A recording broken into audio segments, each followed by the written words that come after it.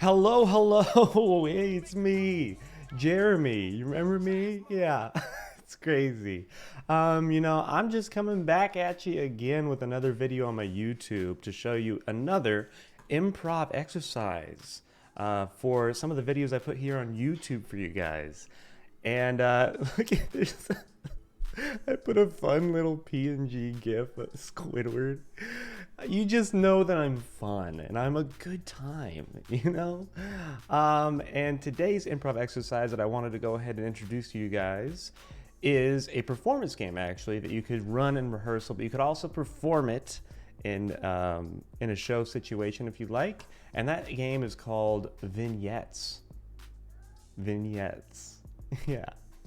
All right, so Vignettes is a two-person game with a third person running it or mediating it. It's a short-form performance game that is meant to help focus on exploration, right? And exploration is something that really helps you in a scene for scene building to explore, obviously the word is exploration, to explore something crazy that might have been said to make it more of a reality, right? Instead of just saying off-the-cuff things for no reason, we like to further explore that. The suggestion needed for this game is a non-sensitive topic to argue about, like treasure, puzzles, square dancing. And the only reason I say non-sensitive topics is because we don't want to go up there trying to argue hot-button issues that are going to trigger someone. You know, we're up there to have fun and argue about crazy, stupid topics, but be just as passionate behind those topics that we are with these bigger issues that we want to, like hot button issues, right? We want to be just as passionate behind the silly ones. And again, if exploration, you don't know what that means, it's just basically asking yourself, if this thing is true, then why is it true? And I actually covered this in my last improv lessons video, and that was on game. Anyways, whatever. So Vignettes, it is basically we're watching a news panel. When you see the anti and the pro side of a specific issue, and the third person is the mediator, so like the host of the news channel basically, and it's each player's objective to make really bold statements that lead them to bullet points that further support their case, and the mediator's job is to basically listen, help dictate the pace by not letting something live on too long.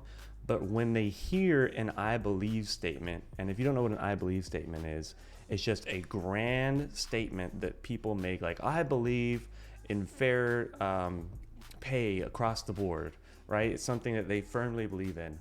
And you want to listen for that as a mediator to call switch. And when the mediator calls switch, it is the person's job to go ahead and say the exact opposite of what has just been said by their opponent. Yeah, so they don't want to overthink it too much. And look, I showed you a visual representation of kind of what we're seeing. What can I say?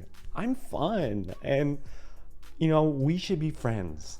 So if I wanted to go ahead and try and poorly show you what I'm talking about, if we got the example of puzzles, right? And it was, we started off, the mediator chooses who goes first with their statement, right? And they continue.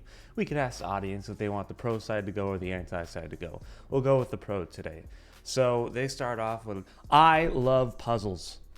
You know, 70% of studies show that families stay together due to 1,000-piece puzzle games, because it's a process they go together and they can healthily, you know, process their emotions that they go through while building it together as a unit. So I believe that puzzles help keep families together. Okay, I believe that puzzles help or keep families apart. They tear them apart. Okay? Because, you know, having a common enemy can really help you bond together, but having 1,000 enemies can drive you insane. Okay? And even if you go ahead and finish the puzzle, what are you gonna see? A cute picture of corgis in a handbasket? I wanted real puppies, Dad! Alright? I wanted real puppies. And, you know, but most of the time you don't even finish it. You miss that one tiny piece where you're trying to find something to fit perfectly, something that's just the right size. And everyone's getting driven insane because they're looking at you thinking you have it. But you're looking for just that perfect puzzle piece, and something too big won't work, something too small won't work. So I believe that puzzles are to blame for all of our eating disorders. Switch! Okay, so that got real quick, right? But the whole point of that, and I'll go to the next slide real quick, so vignettes for tips. I showed you a little bit, just a representation. Hopefully it wasn't too crazy of a representation, but you know, I'm a little bit crazy sometimes.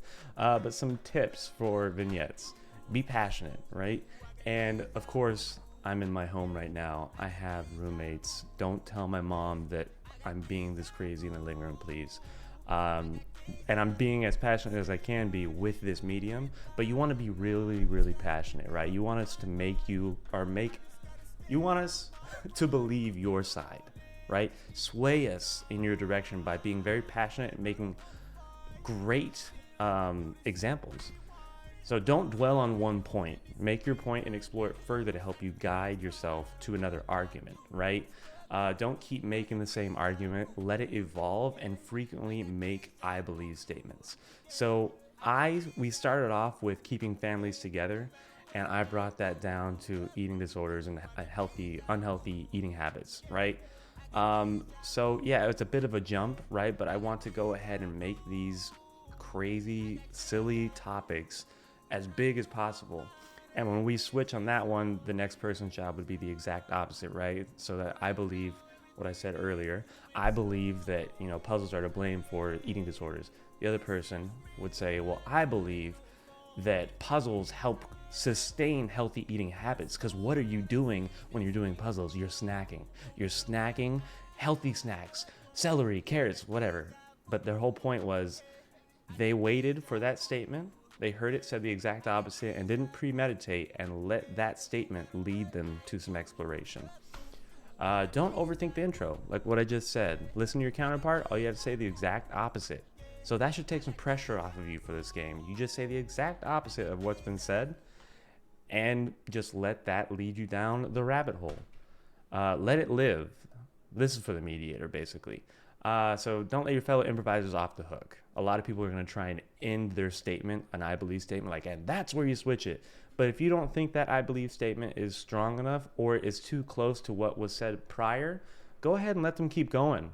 Let them sweat it out a little bit. With that being said, you know, don't let them sweat out every ounce of sweat they have, but make them work for it, right? Yeah, don't be too precious with it. Keep energy and pace while challenging your peeps.